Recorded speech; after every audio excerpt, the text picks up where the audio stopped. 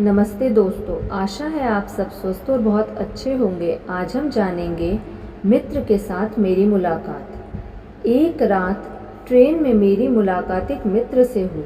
यह व्यक्ति संसद सदस्य था और उसने बताया कि वह अपने ज़िले में जा रहा है, जहां उसे अपने मतदाताओं के एक सभा को संबोधित करना है।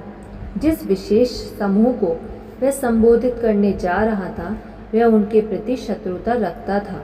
उसने कहा शायद वे लोग उनके लिए स्थिति बहुत कठिन बनाने का प्रयास करेंगे। हालांकि वे लोग उनके ज़िले में कम संख्या में हैं, परंतु फिर भी वे उनका सामना करने जा रहे हैं। वे वहाँ के नागरिक हैं और मैं उनका प्रतिनिधि हूँ। अगर वे मुझसे मिलना चाहें तो उन्हें मुझसे मिलने का अधिकार है। आप इस बारे में ज़्यादा चिंतित नहीं लग रहे, मैंने टिप्पणी की। नहीं, उसने जवाब दिया। अगर मैं चिंतित हो गया तो मैं तनाव में आ जाऊंगा और मैं स्थिति का अच्छी तरह से सामना नहीं कर पाऊंगा। क्या आपके पास इस तनावपूर्ण स्थिति का सामना करने का कोई खास तरीका है? मैंने पूछा। हाँ, उसने जवाब दिया, काफ़ी शोरगुल होगा, परंतु मेरे पास तनाव में आए बिना इन स्थितियों का सामना करने का तरीका मौजूद है। मैं गहरी सांस लूँगा, शांति से बात करूँगा, गंभीरता से बोलूँगा और सबके प्रति मित्रता और सम्मान दिखाऊंगा। अपने गुस्से पर काबू रखूंगा और ईश्वर में विश्वास रखूंगा कि वे सब कुछ ठीक कर देंगे। मैंने ये महत्वपूर्ण तथ्य सीखा है। संसद सदस्य ने आगे कहा कि आप हर स्थिति में रिलैक्स रहें, शांत रहें, दोस्ताना रवैया रखें, आस्था रखें और अपना सर्वश्रेष्ठ प्रदर्शन करें। अगर आप ऐसा करेंगे तो आम तौर पर आपकी सफलता तय है। मुझे इस बारे में कोई संदेह नहीं है कि यह संसद सदस्य बिना तनाव के रहता होगा और काम करता होगा, और इससे भी अधिक यह है कि अपने लक्ष्य को सफलतापूर्वक प्राप्त करता होगा। मैंने कारीगर को बेलचा चलाते हुए देखा। वह रात के ढेर पर बेलचा चला रहा था। यह एक सुंदर दृश्य था।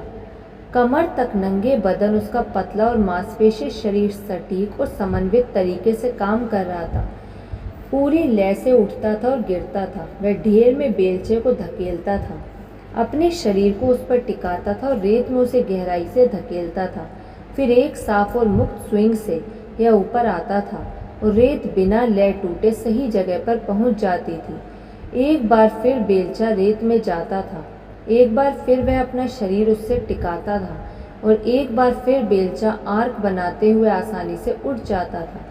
ऐसा लगता था जैसे कोई व्यक्ति इस कारीगर की गति की लय में गा सकता था, और सचमुच ये व्यक्ति काम करते हुए गा रहा था।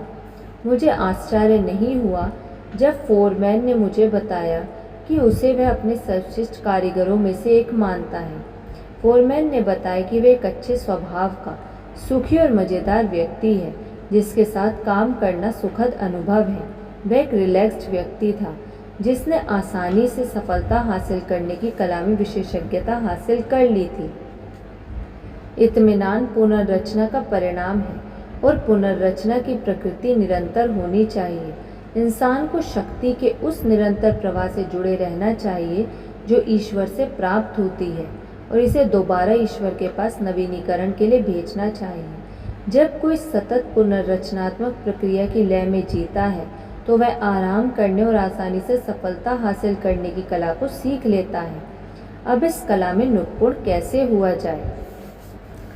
आपको अपने एटलस ना माने जिसके कंधों पर सारी दुनिया का बोझ लदा हुआ है। ज़्यादा तनाव ना पाले, अपने आप को ज़्यादा गंभीरता से ना ले। अपने काम को पसंद करने का पक्का इरादा कर लें, तब आपके लिए यह काम हमाली के बजाय आनंद बन जाएगा।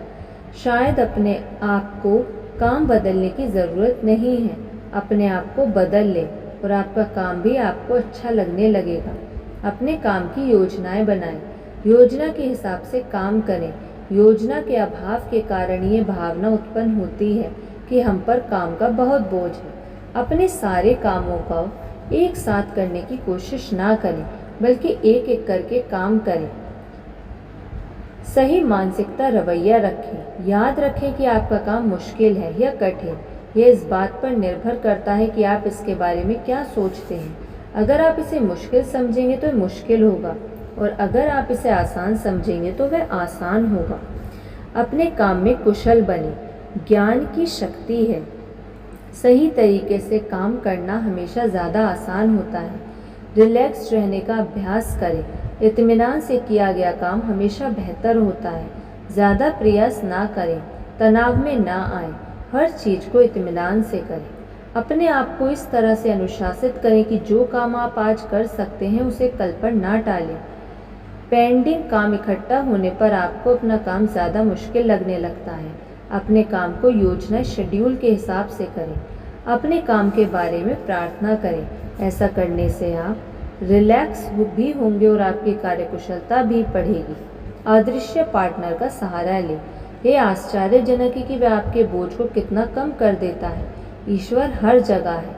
वह आपके ऑफिस, फैक्ट्री, स्टोर और किचन में भी मौजूद है, जितना कि वह हर जगह मौजूद है। वह आपके काम के बारे में आपसे ज़्यादा जानते हैं। उसकी मदद से आपका काम आसान हो जाएगा। धन्यवाद। आपको ये वीडियो कैसी लगी कमेंट करके ज़रूर बताइएगा।